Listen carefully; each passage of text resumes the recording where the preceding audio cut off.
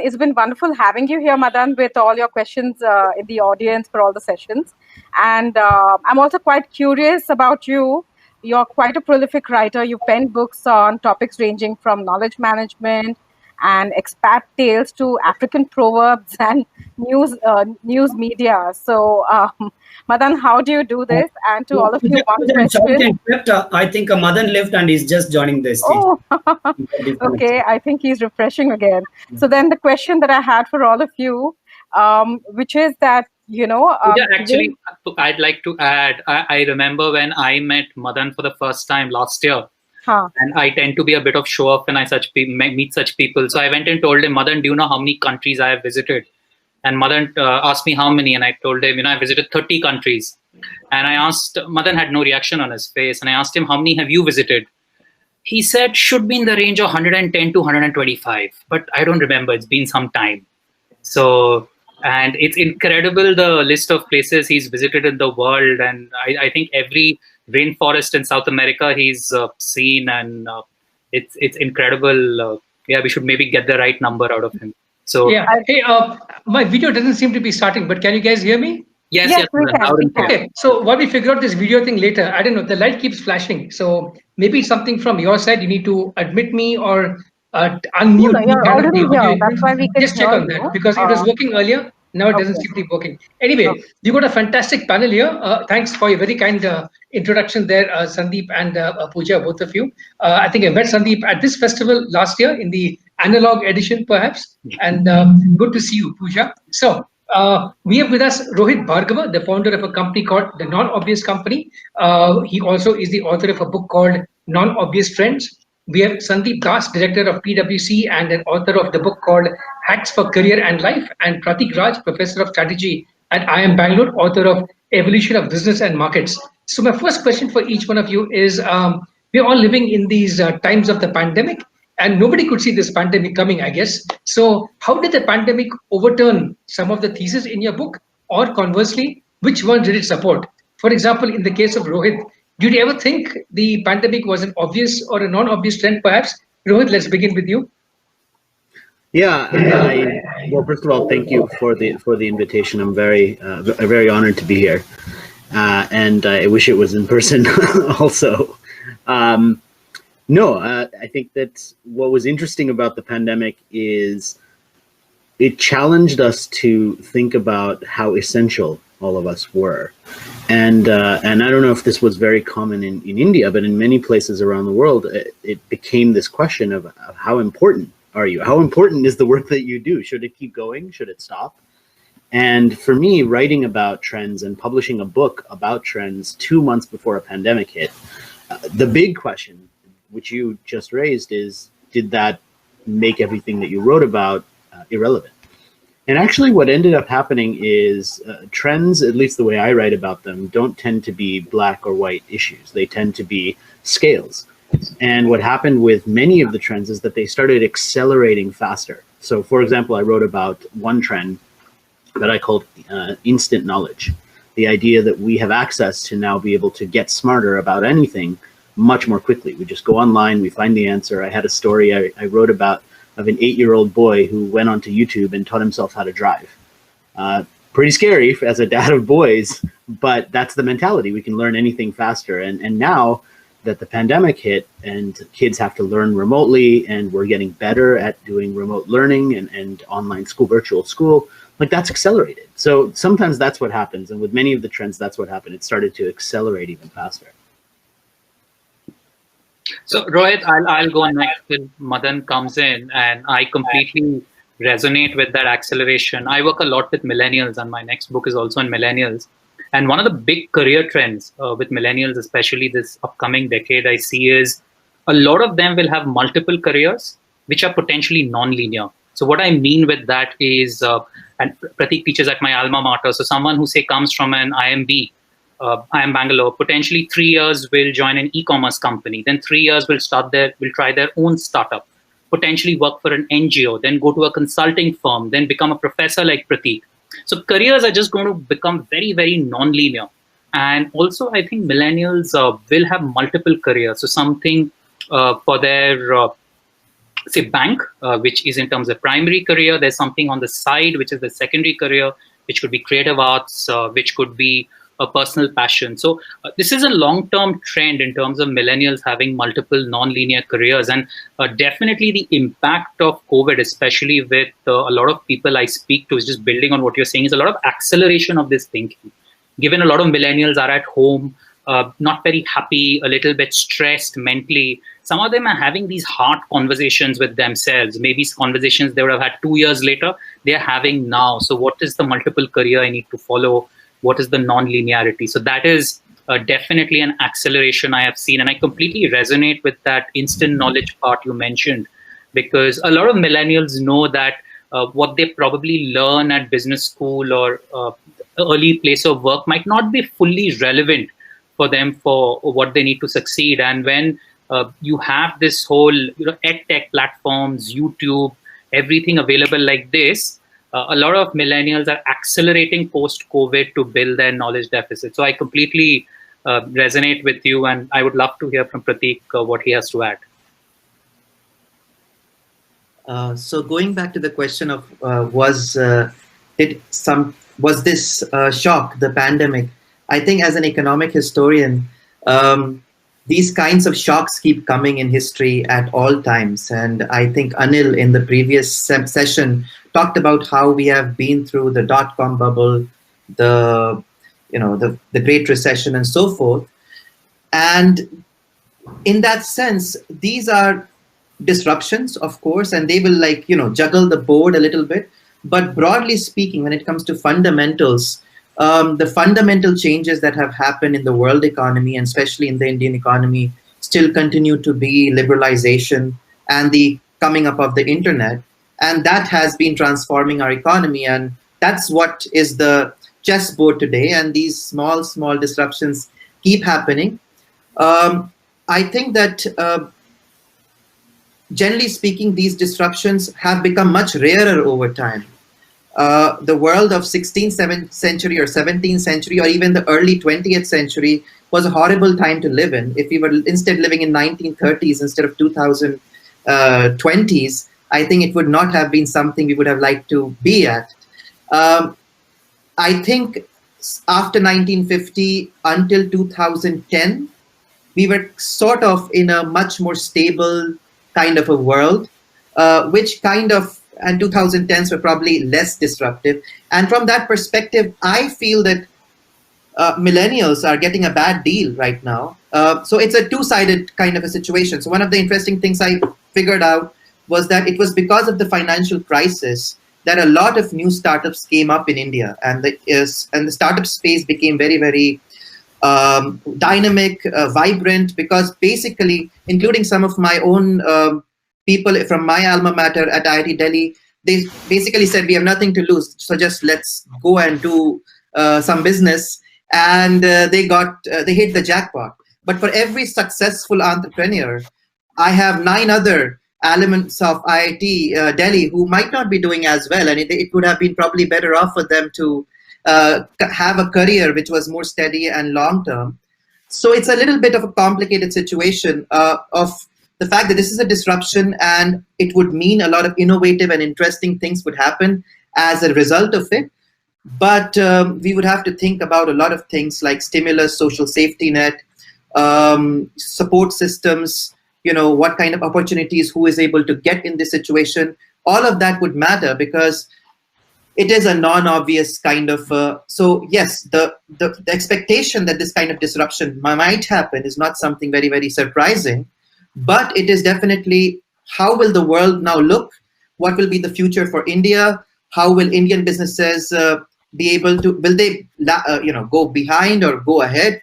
These are some of the questions that we'll have to revisit to understand. Absolutely. Till Madan joins in, let me continue. And one conversation I will ask Prateek is, what sort of a professor he is. Is he a scary professor for the students? Is he a nice professor for the students? But we'll look. I think he comes across as a nice guy. So I think students will be happy. But Rohit and Prateek, one of the questions everyone has, you both are such blockbuster authors. What does it mean to be an author today, which is a 24/7, hyper-connected, hyper-competitive world? and both of you have such successful books. So what are some of the pieces of advice you would give to upcoming authors to succeed in today's world? Rohit first, and then Prateek. Well, I think that for a lot of people who publish a book, they there's kind of these two categories I've seen of authors. There's authors who, like a lot of my counterparts in business, they have published a book, and it also fits into things that they go and do keynote speaking about, and their consulting business and workshops, and it's sort of a integrated part of what they do every day. And then there's the sort of author and the sort of writer that just has a book that is coming out of themselves, right? Maybe it doesn't relate quite as closely to what they do on a daily basis. Maybe they're just a writer and that's what they want to do. They're not a speaker. They don't want to be on the stage. They don't want to do any of that stuff. And so my first point of advice is know what you want, like know what type of author you want to be. Of course, when you publish a book, you're going to be doing interviews. Hopefully, people will be interested, and you'll be doing interviews and things like that. So I don't think there's any way to be a successful writer and sort of write the book and then go and hide somewhere and just expect that millions of people will buy it when you don't say anything. That's very rare. For most of us, writing a book and getting it out there means being out there ourselves. But that doesn't mean you have to become a professional speaker or do all of those things. That's one path. So I think that part of what it means is how does it fit into everything you do? And on the flip side, as an author, I've seen this, but also several years ago, I decided to start a publishing company. So now I'm a publisher also. So I see other authors and when my team works with them. And what I see in that case and what I often ask people, and you'd be surprised at the answer. The first question I ask people is when they want to write a book is, are you a writer? Do you enjoy writing? And you'd be amazed at how many people say, well, I've had a visionary career. I've spent the last 30 years building this amazing stuff. I have great insights, but I hate writing. And being honest with themselves right at the beginning to say, look, if you have an amazing story to tell, but you're not a good writer or you really dislike writing, you're going to need a writing partner in some way. Otherwise, that book is either not going to happen or be very, very bad when it does happen. And so having the self-awareness, and for me, I mean, I've always been a writer. I have an English degree. So for me, sitting down, if you said to me, hey, you could just avoid all of your meetings and everything like that and just go and write for a day or for a week, that would sound great to me. I would love that.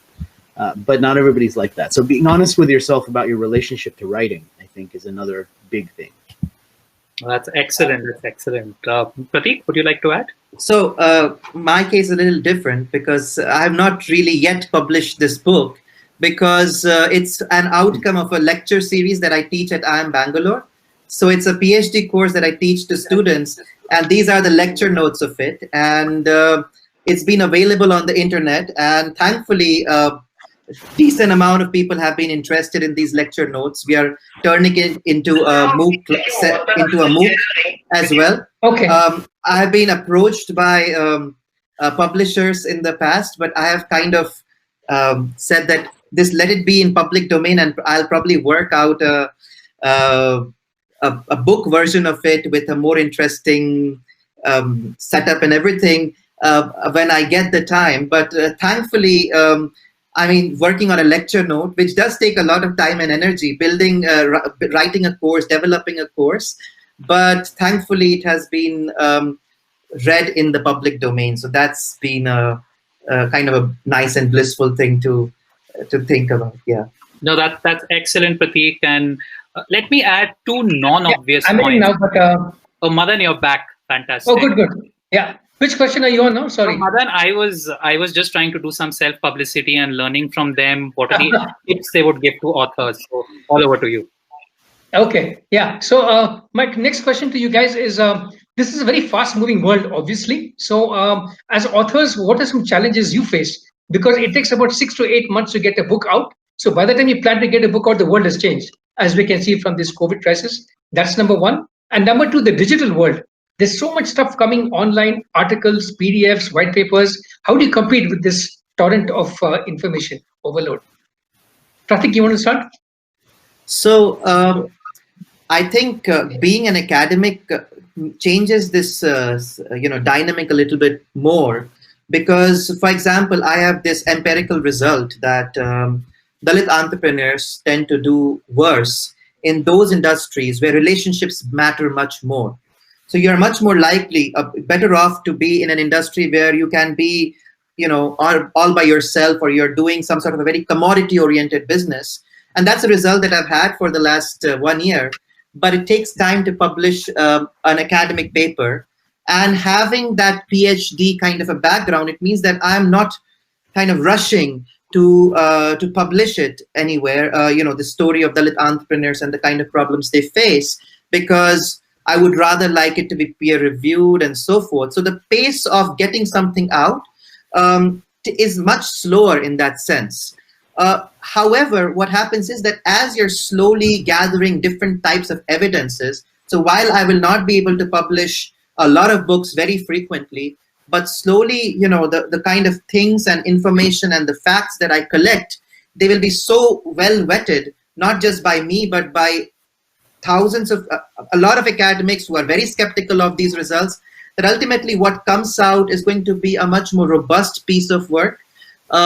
So I would be competing with the everyday drivel of Twitter and all sorts of cool information that comes up on the social media, with the hope that good, well-researched facts would ultimately win the day over everyday interesting, visceral information that we are becoming so addicted to today.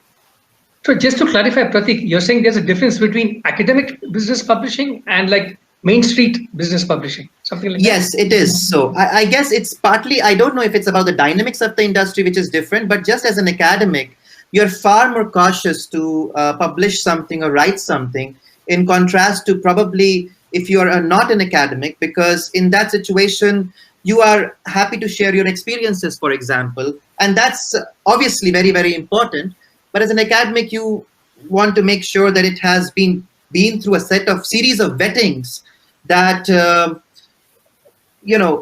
in general, an entrepreneur is not just trained to, or is not his or her mental framework is not of that kind to approach things that way. While for an academic, it is a little bit slow in that sense. You have to be robust. You have to make sure that you have all the data.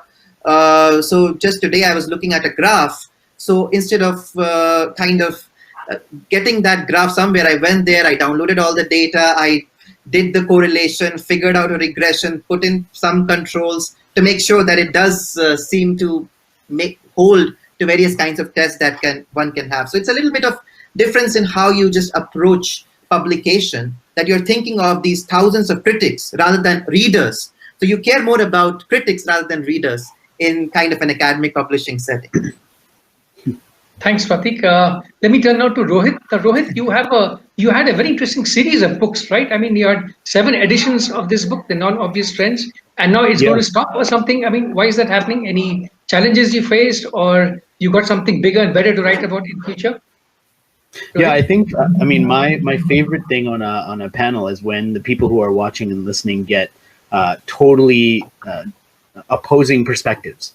And I think I probably have that from what Prateek just said. I mean, it's the process that he talked about is one that I deeply respect and that I don't use myself. And the reason is because if you think about it from a media consumption point of view, right, and just to make an analogy, when you're watching a live TV report, somebody's on screen and they're saying what they're saying in the moment. Compare that to a daily newspaper article, which somebody wrote within the last 24 hours, to a monthly magazine article, which someone probably took several weeks or longer to write, to a book, which often takes much longer to write, to a film, which sometimes takes 2 years or 3 years to do all the post-editing and production and everything before that comes out. So part of it is having the awareness of like, what type of book are you writing? And knowing that, like you said, for me, this book, Non-Obvious Megatrends, which I'm so excited, we're launching actually in India with a special Indian edition in December. But it's the last version of a series that I've been publishing for the last 10 years. So every year there's been a different update of this book called Non-Obvious with 15 new trends every single year. So that involves doing a lot of this research in a very time-constrained way. putting it into a book and then publishing that book in January every single year. And as you mentioned, Non-Obvious Megatrends is my final edition of that 10-year project. And so it's quite different from all the other books because it takes really 10 years worth of research and looks at the bigger picture and says, what did all of these observations and what did all of this research from these 10 years teach us about the future, and how can we better prepare to win in that future? And that's what it talks about. And the reason why I stopped is because it felt like it would have been this 10-year journey, and if I'd continued doing it, it would have been kind of like the athlete who like should have retired, but he played too long, and he kept going, and everyone's like, you're not really, you're not where you used to be. This whole thing isn't where it used to be. And part of it for an athlete, it's because their skills probably diminish, and maybe that would have been part of it, but also the energy wouldn't have been there.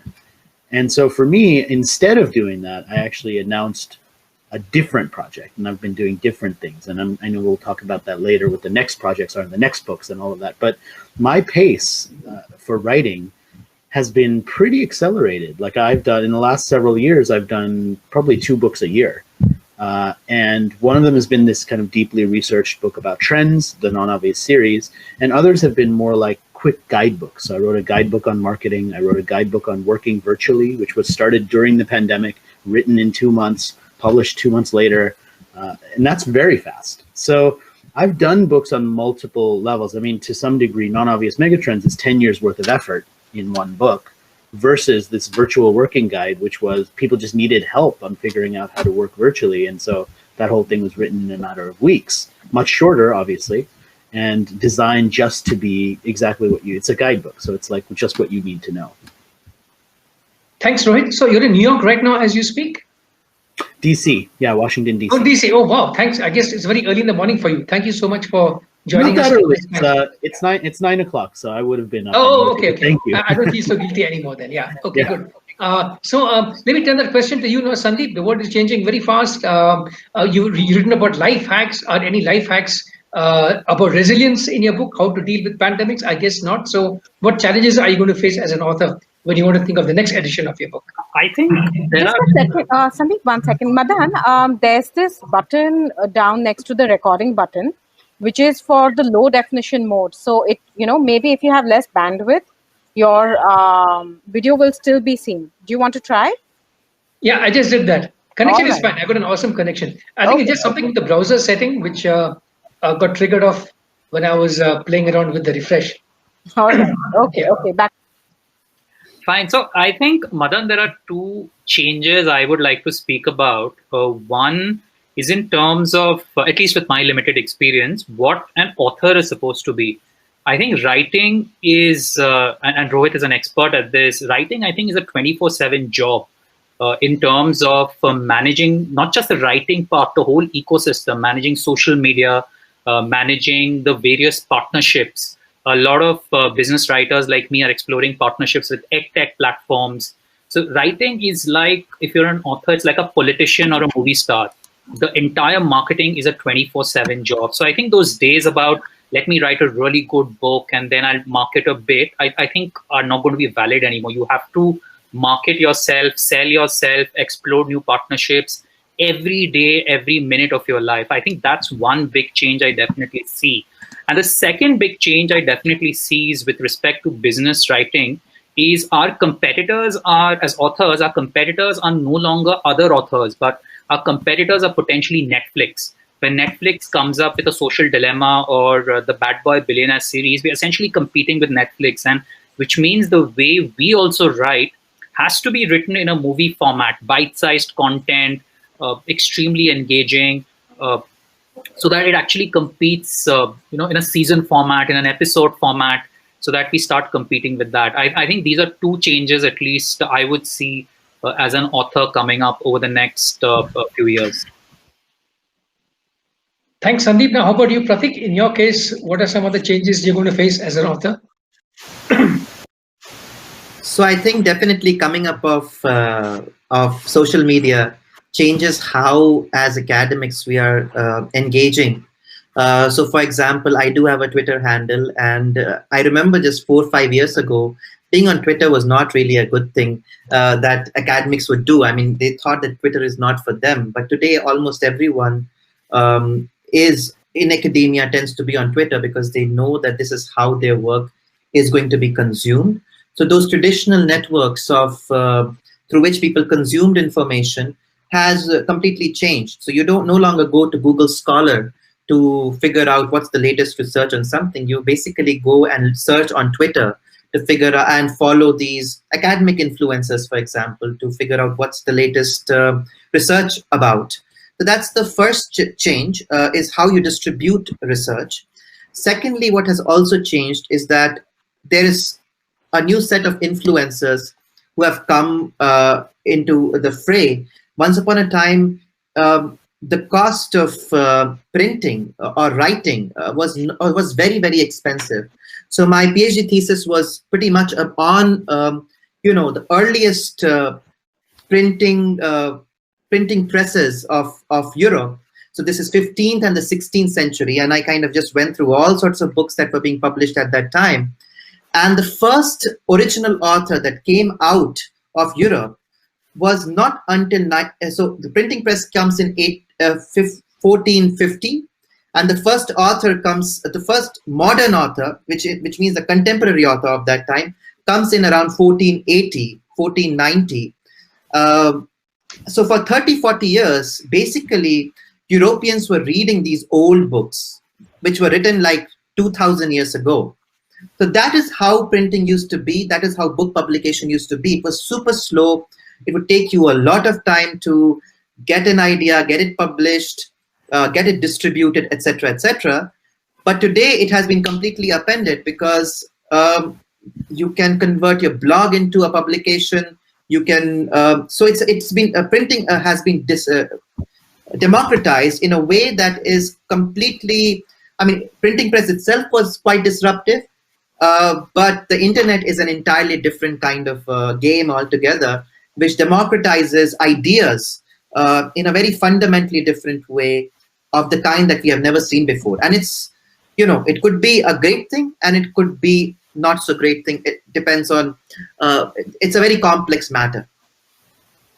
Thanks, Prateek. We have about, I guess, another 20 minutes left only. So my next question to each of you is, since this is a literature festival, can you suggest maybe 2 or 3 good books for our audience to read, other than your book, of course? Sandeep, you want to start? So I'm just looking at my bookshelf. I think Sapiens is something I have really enjoyed as a book in terms of history of the world. I think Billion Dollar Whale is an excellent book. It is about Billion Dollar Whale. It is about the person who produced Wolf of Wall Street along with Leonardo DiCaprio, and he took the whole Malaysian government for an entire journey. I think the Billion Dollar Whale is an excellent one. If you're a fan of biography, Steve Jobs' biography is an excellent one by Walter Isaacson. So these 3 I can think of, and obviously you preempted my answer. I was going to say my book first, but yeah, these 3 I can definitely think of. Yeah, not allowed. Yeah. How about you, Prateek? You've got a very good book out, but what are some other ones you would suggest? Give 3 titles. You're an academic. I'm sure you can give us 10 titles. Pick 3 or 5. How about that? So I think a nice book is the 2 books actually. Narrow Corridor by Deron Acemoglu and James Robinson. It's a good book to read. It provides a very nice context of economic development. So their previous famous book was Why Nations Fail. So it's a nice follow-up to it. Raghuram Rajan's book, The Third Pillar, is again a very nice book which gives you an international understanding and perspective, which includes India's problems. Other than these, I always recommend people to read the book Guns, Germs and Steel. It's a great book. You may not have to agree with everything that the book says, but it has a very, very broad and wide coverage, and it's a fantastic book to read in that sense. So those are the kind of books I really liked. I also liked 0 to 1 by Peter Thiel, which I read recently. So yeah, but that's a different type of a book altogether. So I guess Raghuram Rajan's book, probably something that people can read. The Third Pillar. It's a nice book to read. Rohit, what's your pick of 3 books other than your whole entire book series of 15 books? I would say, well, so I spend a lot of time looking at books, and even more so right now because every year I run a program with my team called the Non-Obvious Book Awards, and it's specifically for business and nonfiction books. So in the business nonfiction category, if you want some great book recommendations, just go to nonobvious.com/book awards, and you'll see all of the books that we've selected over the last 4 years. And the 2020 selections will be out at the end of December, at the beginning of December, actually. So for business and nonfiction, like that's the place to go for all of those. I highly recommend all of those.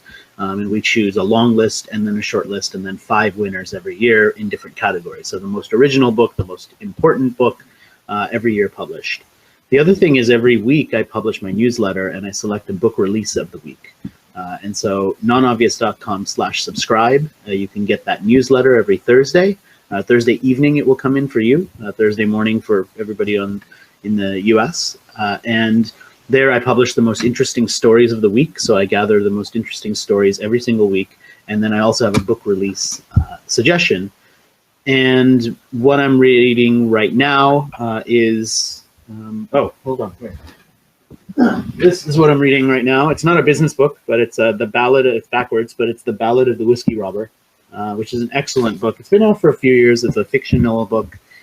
So I love science fiction. I love reading fiction books, but I publish the awards just for the business and nonfiction books because that's the space I'm in. So those are, I think, plenty of recommendations. Thanks, Rohit. One very good suggestion which came up in the previous 2 panels was there's a big split between business books and social change books. And business guys aren't reading or writing enough social kind of books. So can you recommend a couple of social change kind of books to read? Social entrepreneurship, NGOs, environment, those kind of books. Sandeep, you want to start? Or you don't read these books? Yes, yes. But let me think over it. Let Rohit and Prateek go, and maybe I'll take it at the end. Yeah, okay. Prateek, I'm sure you read all the books on the shelf. So, Prateek? I've read partly Verghese Quirin's book. I've not finished it, but in general, I like things related to Amul, which are both business and social responsibility.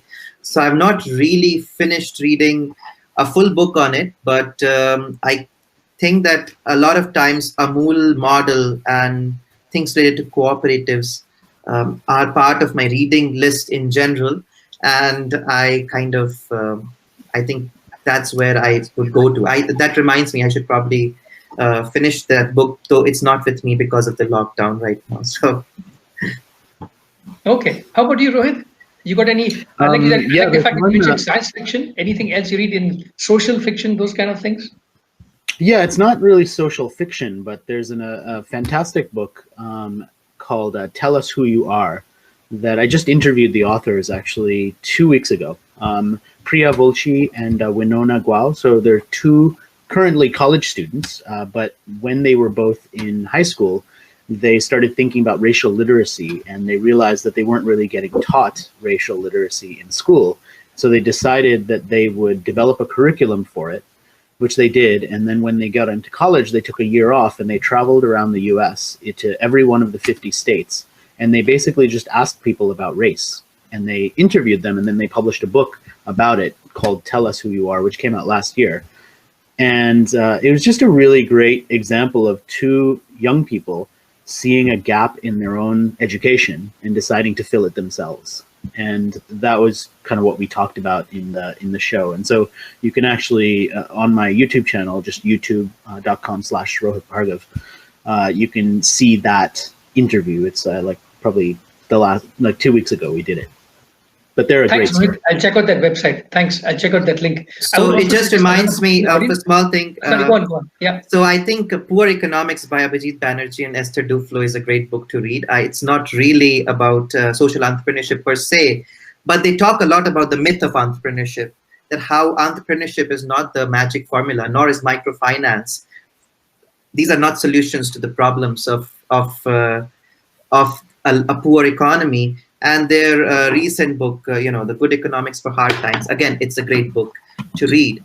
So, I mean, they are Nobel laureates, and I think something worth trying. So especially for me, Poor Economics was a very transformational book because it really changed the way I thought about the world. So something everybody should read if in case they have not read it already. Great suggestions, thanks. I would add the book A World of Three Zeros by Muhammad Yunus. That's also a great book in this category. Sandeep, you want to come back now? You got a lot of hints from So the previous speakers.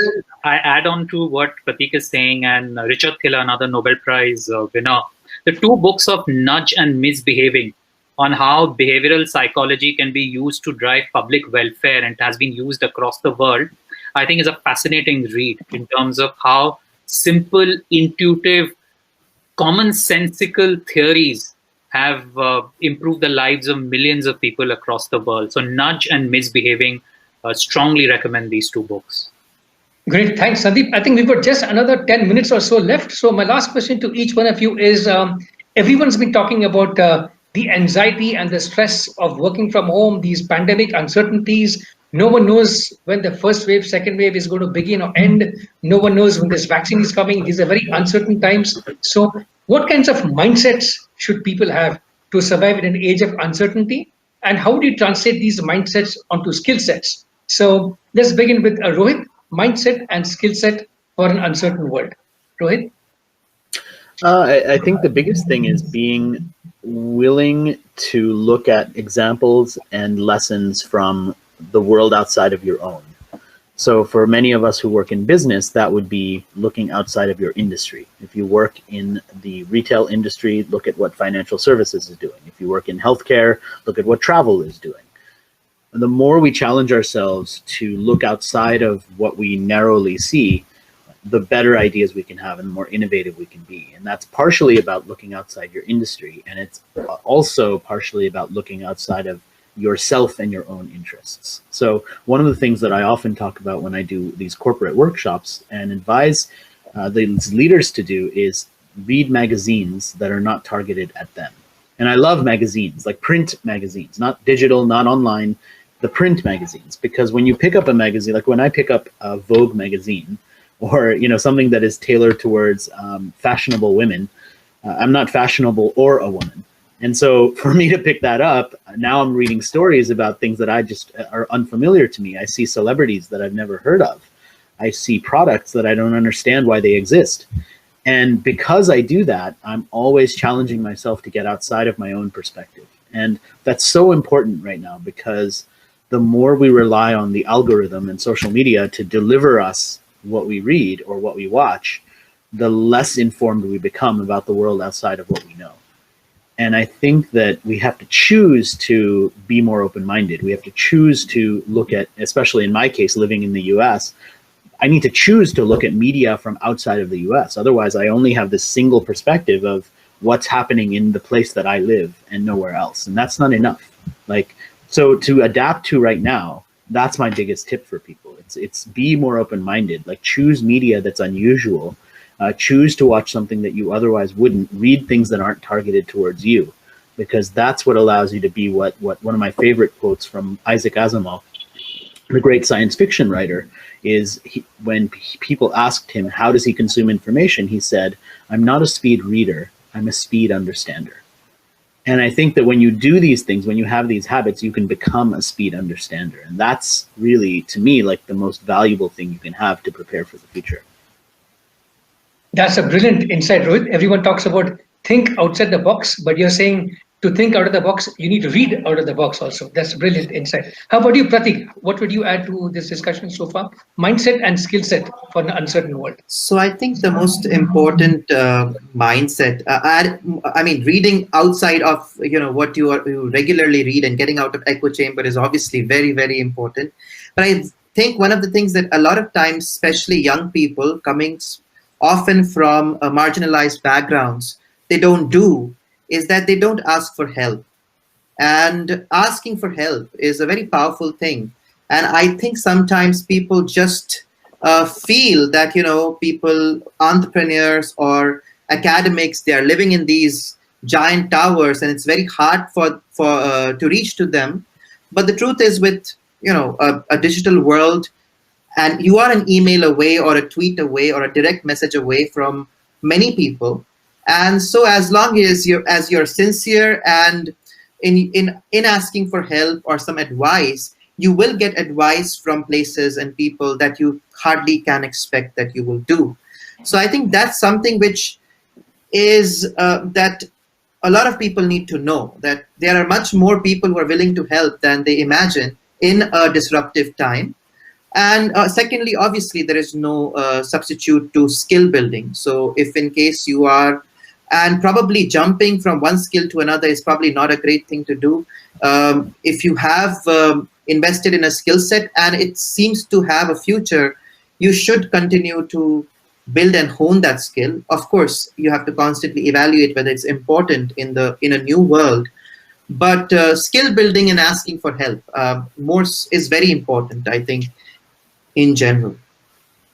Asking for help, that's a great piece of insight over there. How about Sandeep? You got the last word now. What are some of your... Yes, so Madan, I'll take a counterintuitive insight here on there's a piece I wrote for Fortune recently which was titled The Positive Power of Negative Thinking. And I think there's a lot of press coverage in terms of driving positive thinking, but the real power is in driving negative thinking. And what that means, it comes from Stoicism as a philosophy, that if you are a millennial, what is the worst that can happen to you? And you need to confront that question yourself. What if you don't get that dream job? What if you don't get that dream institute? What if your startup goes bankrupt? What if your book fails? What if you go bankrupt financially? And if you are answering that question to yourself every day, then I think that is the biggest mindset shift you can make. One of the greatest cricketers we've had, MS Dhoni, was a big proponent of this theory, apparently. So he would ask himself, what happens if I lose the Indian captaincy? What happens if I lose my position in the Indian cricket team? What happens if I can't play cricket? And he came to the final conclusion in his mind that as long as I have a farmhouse in Ranchi, I will be very, very happy. And that sort of brings in a sense of peace. And that's why you see the way he performs sometimes under pressure. So I think the positive power of negative thinking is very, very important. And in terms of skill sets, especially for people who come from our alma mater, Prateek and I think 3-4 skill sets will matter a lot in this upcoming decade. One is this entire focus on behavioral psychology. A lot of emphasis is given to the left brain, but what will dominate is the right brain. Behavioral psychology, belief in storytelling, and this entire shift in terms of that over the next decade, you will fail more often than you will succeed. A lot of students who come to the Indian ecosystem are used to succeeding 10 out of 10 times. Cutoffs in class 12 are 99%, cutoffs in class 10 are 100%. And I think that mindset shift, that if you succeed 3 times out of 10, you have actually done extremely well, will be the key one. So yeah, these are my thoughts on it. Very good, Sandeep. I should also thank Maria from the audience for typing in a name of a book in the chat window, The Business of Changing the World, how billionaires, tech disruptors, and social entrepreneurs are transforming the global aid industry. Very good suggestion. Thanks, Maria. And with that, I think we come to the end of our panel. Thanks so much, Rohit. Thanks, Sandeep. Thanks, Prateek. Pity that I couldn't be seen, but I can see you all. So this is like I'm seeing this like a panopticon kind of a thingy. I can see all of you, but you can't see me, which is a very different experience. But thanks, Benedict, and the entire team at this festival for pulling this off year after year for 6 years now. Thanks so much. And over to you now, Pooja and Sandeep. Thank you. Thank you so much. Thank you so much, all of you. I think one of the most interesting things we're ending on is also the note of that being open-minded is a choice, something that Rohit just told us about. And we take it for granted that this person is open-minded or not, but that it's a choice. And I think by also participating in festivals like this and discussions like this, that's what we're trying to achieve, to make open-mindedness a choice. So thank you so much, everyone. Thank you so much, Mohan. We would have loved to see your face too, but I think we've had to do with the picture. Thank you. Thank you all, you guys.